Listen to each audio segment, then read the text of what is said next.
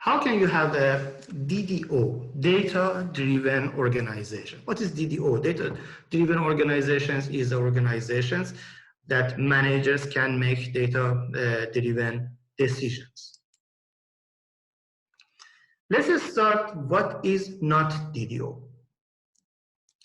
Having lots of reports does not make you data-driven. Although it is good to have such kind of reports, it's good to have some dashboards, management dashboards, but although it is necessary, but it doesn't make you DDO. Having lots of dashboards does not make you data-driven. Even having big data cluster doesn't make you data-driven. I saw some companies that they consider some budgets for the digital transformation, and the majority of that budgets are dedicated to purchase hardwares, Hadoop clusters, servers.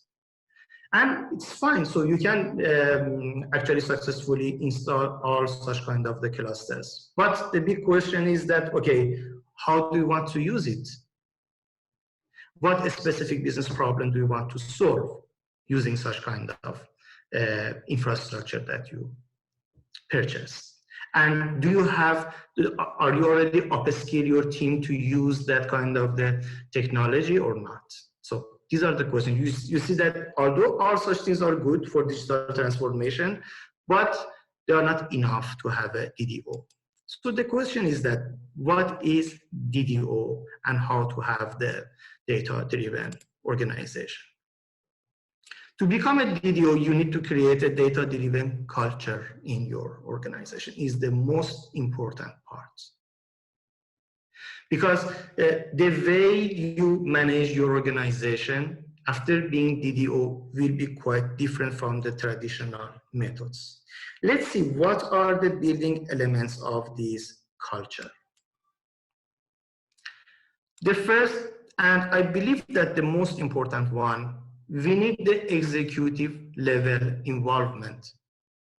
Based on our experience, in any projects that we didn't have the full support of the top level management, it doesn't matter that how successful is the data science project. It doesn't matter that how accurate are the predictions. The project will not roll out to the production.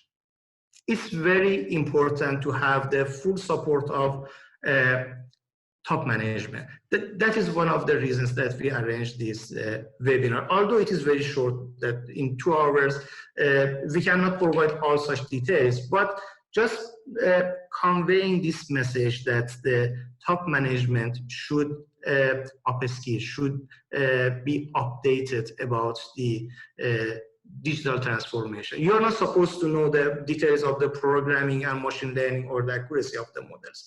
Having such knowledge that how to manage a data science project, how to identify business problems before starting a data science project is very helpful to make a project successful. The next one, data governance policies. So you are supposed to provide data to everyone almost in your organization. For sure, you should need to have the appropriate data governance policies in your organization. Goals first. Before starting any analysis, you should identify goals. What will be the objective of this project? What do you want to solve? What do you want to improve? Data democratization, we will have a slide out just after this.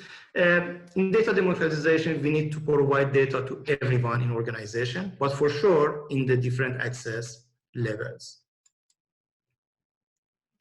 Iterative analytics process, we already saw it in the previous slides, that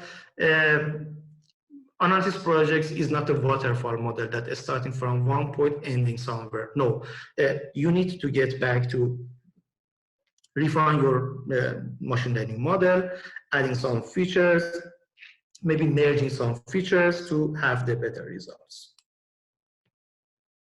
Continuous talent upskilling. Actually, we need the lifelong learning in data science. Even internally in our data science team, every 6 months almost, we have some new approach, new technology, and new topic that we need to upskill to be updated, to get updated about data science. It will be the same in your organizations. Either you have data analysts, data engineer, or data scientists. They need to consider some budgets for keeping them up to date and upskill them and to know the new knowledge of the data science. Utilizing required analytics technologies, yes, for sure. After having all such things, yes, you need the required hardware and softwares.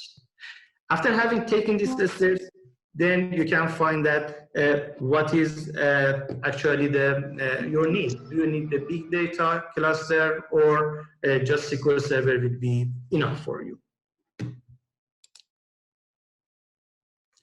And finally, aligning all such analytics efforts with business strategies.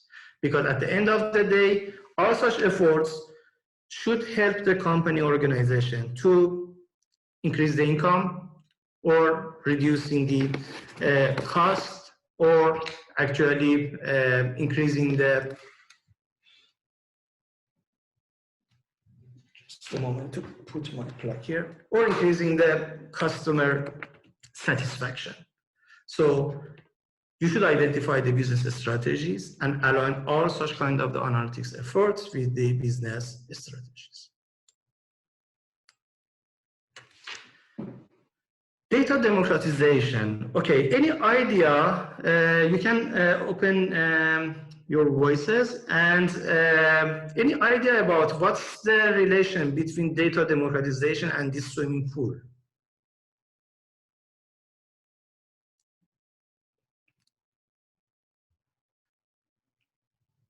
Do you have any idea?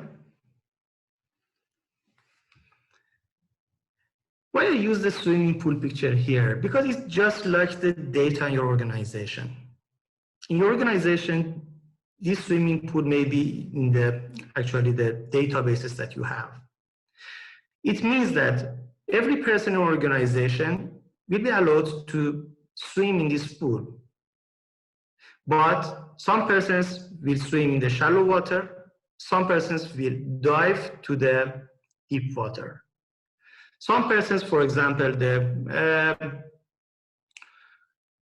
customer engagement department, they need some dashboards, they need some infrastructure to have access to some data with limited access, but your data scientists need to dive to the raw data to do the machine learning, to do the exploratory analysis, to run the deep learning.